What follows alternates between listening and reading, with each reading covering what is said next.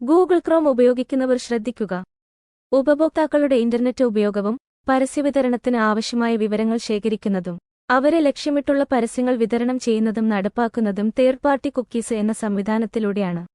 എന്നു പറഞ്ഞാൽ, നിങ്ങൾ വെബ്സൈറ്റിൽ എന്താണ് ചെയ്യുന്നത്, എവിടെയുള്ള ആളാണ്, ഏത് ഉപകരണമാണ് ഉപയോഗിക്കുന്നത്, ഈ വെബ്സൈറ്റിൽ നിന്ന് ഓൺലൈനിൽ മറ്റെങ്ങോട്ടാണ് പോകുന്നത് തുടങ്ങിയ വിവരങ്ങളുടെ അടിസ്ഥാനത്തിൽ ബന്ധപ്പെട്ട പരസ്യങ്ങൾ ഓൺലൈനിൽ കാണുന്നതിന് കാരണം ഈ തേർഡ് പാർട്ടി കുക്കീസാണ്.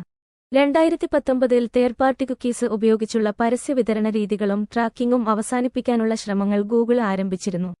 ഈ വർഷം ജനുവരിയിൽ കുക്കീസ് നിർത്തലാക്കുകയാണെന്ന് കമ്പനി പ്രഖ്യാപിക്കുകയും ചെയ്തിരുന്നു.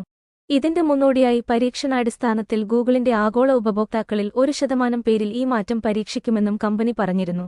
എന്നാൽ കഴിഞ്ഞ ദിവസം ഈ തീരുമാനത്തിൽ നിന്ന് ക്രോം പിന്മാറി. അതായത് third party cookies Google Chrome ബ്രൗസറിൽ നിന്ന് നിർത്തലാക്കില്ല. പരസ്യദാതാക്കളുടെ സമ്മർദ്ദത്തെ തുടർന്നാണ് പിന്മാറ്റമെന്നാണ് സൂചന. ക്രോമിൽ കുക്കീസിന് വിലക്കേർപ്പെടുത്തുന്നത് ബുദ്ധിമുട്ടാകുമെന്നുള്ള ആശങ്ക പരസ്യദാതാക്കൾ അറിയിച്ചിരുന്നു.